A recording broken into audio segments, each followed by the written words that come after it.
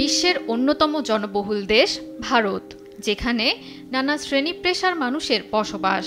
গেল কয়েক বছর ধরে দেশটিতে বেড়েছে স্থূলতা নিয়ে সচেতনতা, কিন্তু দ্রুত ওজন কমাতে শরীরচর্চার পরিবর্তে তারা ঝুঁকছে নানা ওষুধের দিকে।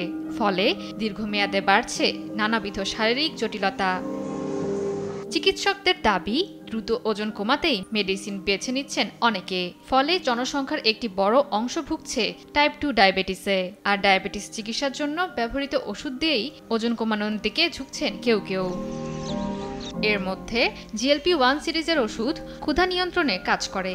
সপ্তাহে একবার হাতে, উরুতে অথবা পেটে ইনজেকশনের মাধ্যমে নেওয়া হয়। ছোট ছোট ডোজগুলো কিছুদিনের মধ্যেই বাড়ানো হয়।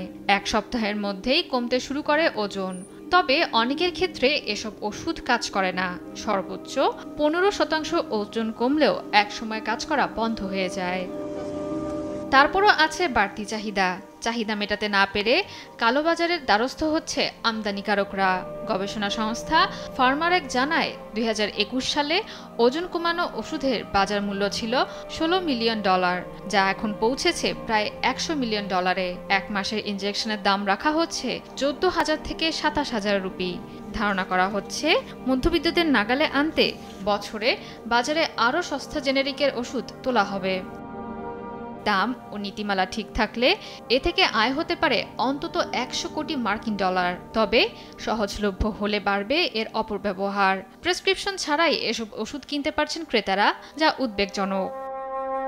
চিকিৎসকদের মতে, স্থূলতার ফলে দেখা দেয় 20 ধরনের ক্যান্সারের পাশাপাশি বন্ধ্যাত্ব, হাড়ের সমস্যা এবং লিভার সিরোসিসের মতো অসুখ। মুম্বাইয়ের ব্যারিয়াট্রিক সার্জন বা ওজন কমানো বিষয়ক বিশেষজ্ঞ মুফাজ্জল লাকদাওয়ালের মতে, ওষুধ খেয়ে কিছুদিন নিয়ন্ত্রণে আনা গেলেও একটা সময় আবারও ফিরে আসে স্থূলতা। জয়া সরকার, নিউজ ডেস্ক, দেশ টিভি।